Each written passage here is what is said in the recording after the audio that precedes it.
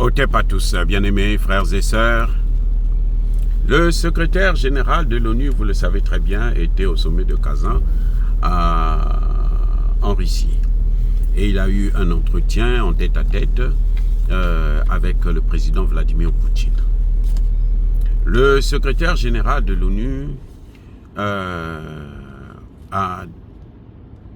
dit à Vladimir Poutine, d'abord après cette visite, le secrétaire général de l'ONU a voulu se rendre à Kiev pour aller rencontrer Volodymyr Zelensky et ses autres compagnons.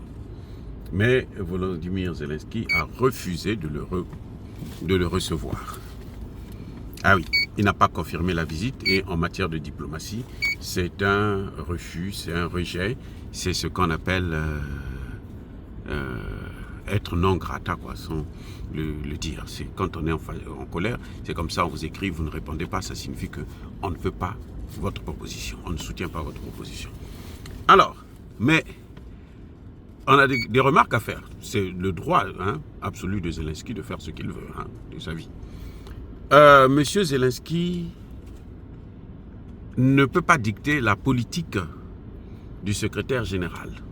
Le secrétaire général n'est pas le secrétaire général de l'OTAN. Quand il va au G7, quand il va à l'OTAN, quand il va à l'Union européenne, quand il va voir tous ces gens, l'Occident collectif, Volodymyr Zelensky ne se plaint pas. Au contraire, il est bien content.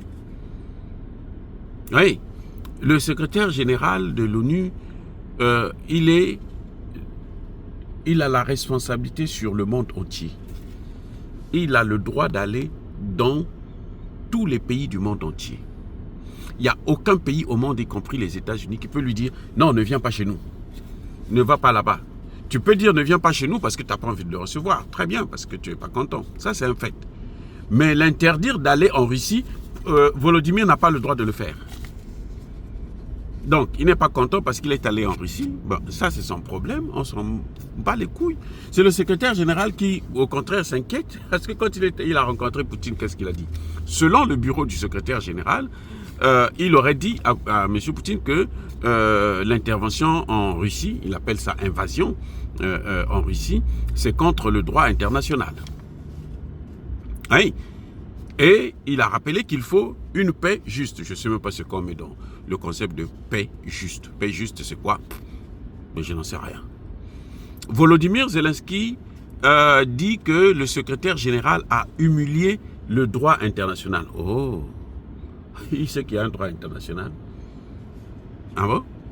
Mais quand lui, il a soutenu les terroristes au Mali, ce n'est pas une violation du droit international, ce n'est pas une humiliation du droit international, n'est-ce pas, comment dirais-je, infliger une forte humiliation au droit international.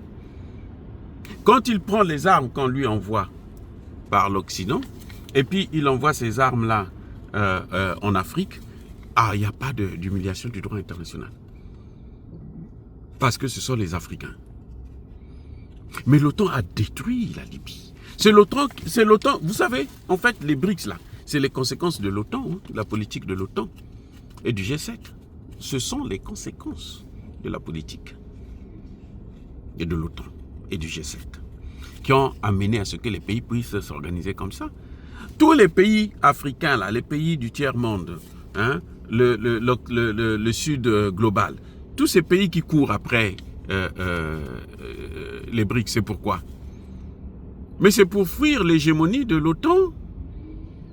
Donc lui, comme il est avec l'OTAN, il pense que bon, c'est normal. Mais cette hégémonie est finie. C'est ça que le secrétaire général est allé constater là-bas.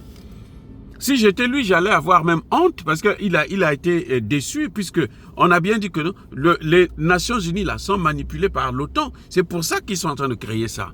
Les Nations Unies, quand vous prenez la Banque mondiale, le FMI, on utilise quelle monnaie? C'est le dollar.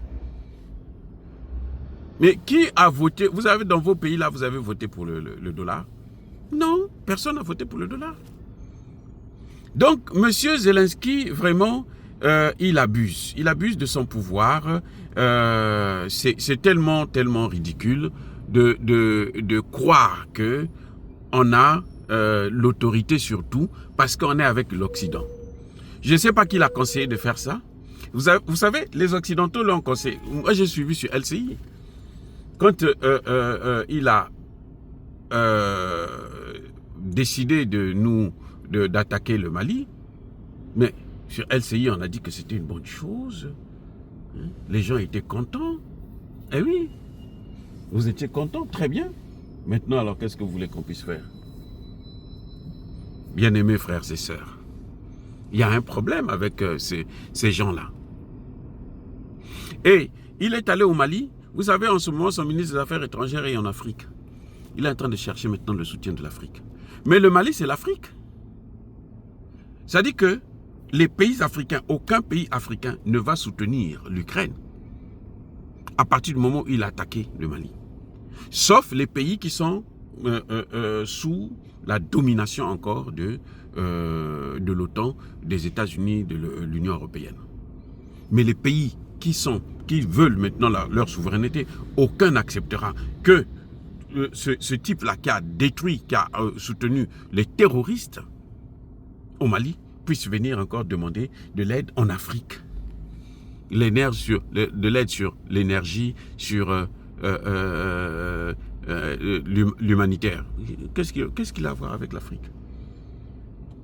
Il voulait coloniser l'Afrique, il voulait frapper l'Afrique, il a puni l'Afrique. Quand vous touchez un cheveu dans une tête, là, vous agressez tous les cheveux. Et vous savez pas ça? L'Afrique, là, l'Afrique, en tout cas l'Afrique noire, c'est un seul et indivisible. Oui, c'est une famille, ça. Donc, quand vous touchez un membre d'une famille, même sans l'avoir dit, sans le traiter, c'est comme ça, vous avez attaqué, vous avez agressé tout le monde. Voilà. Donc, M. Zelensky se trompe largement en pensant que les pays africains soutiennent sa politique ou il est en train de créer n'importe quoi.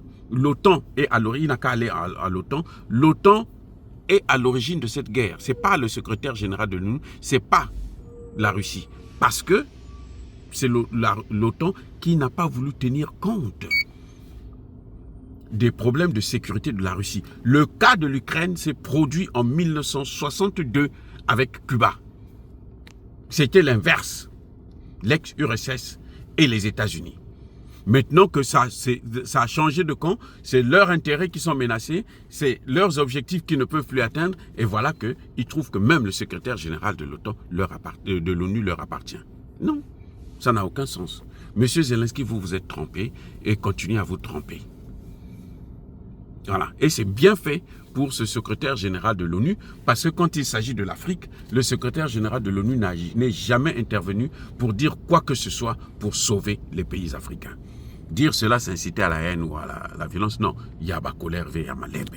Ils n'ont qu'à commencer d'abord par arrêter la guerre que l'OTAN est en train de faire en RDC. Soyez bénis, abondamment bénis par le Dieu des Kémites et par nos ancêtres angélisés. Mais que tous ceux qui persécutent le continent africain le pillent et le déstabilisent, qu'ils soient noirs, blancs, chinois, arabes, juifs, indiens ou qui qu'ils soient punis, maudits, foudroyés, neutralisés, écrasés, effacés par le Dieu des Kémites et par nos ancêtres angélisés. Vive l'Afrique éternelle, j'ai dit et j'assume.